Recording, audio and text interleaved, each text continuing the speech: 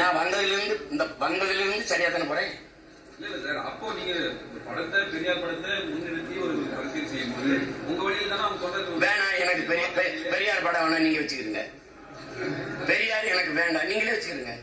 எங்களுக்கு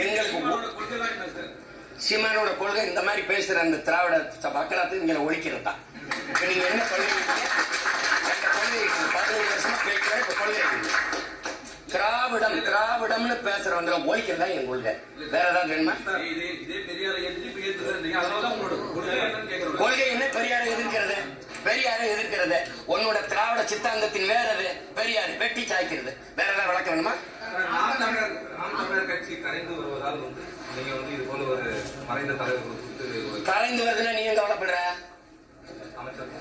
கரைந்து வருது ஏன் கவலைப்படுற? ஏன் கவலைப்படுற?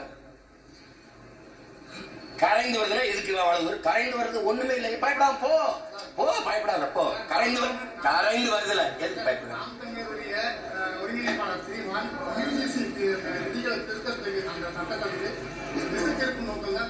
எதை பேசுறாரு?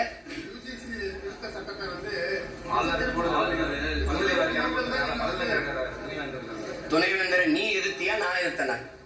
திராவிடர்கள் ஆட்சி அதிகாரத்தில் இருக்க நீங்க எதிர்த்தியா நான் எதிர்க்கிறேன்.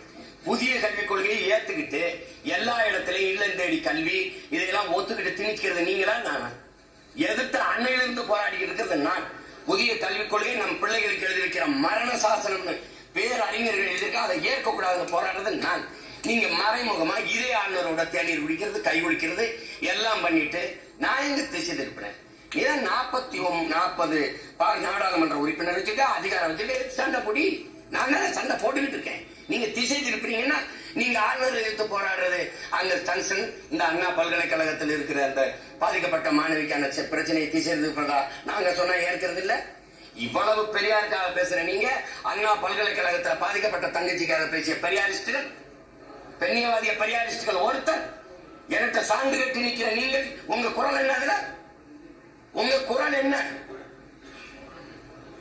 நீங்க இங்க பாருங்க, பல்கலைக்கழகத்துக்கு வேந்தர்களை ஆளுநரை நியமிக்கலாம்ங்கிறதுல நீங்க அதுக்கு எதிர்த்து போராட்டம் நடக்குதா? அதுக்கு எதுக்கு போராட்டம் நடக்குதா? நீங்க நடத்துறீங்களா? அப்ப இருந்து எதிர்த்து சண்டை போடுறது நாங்க. புதிய கல்விக் கொள்கையை ஏற்கலைனால் எங்களுக்கு பணம் தர மாட்டேங்கிறாங்க. அது புலம்பிக்கிட்டு இருக்கிறதுனால நீங்கள என்ன குற்றச்சாட்டு? இசை நீ அந்த பிறப்பு, அந்த வளர்ப்பு, அந்த பழக்கம் உங்களுக்கு உங்க மடை மாத்திக்கிட்டே இருக்குது சார். அதாவது பணம் பெற்றுக்கொண்டு நேரத்துக்கு ஏற்ற மாதிரி பிஜேபிக்கு ஆதரவா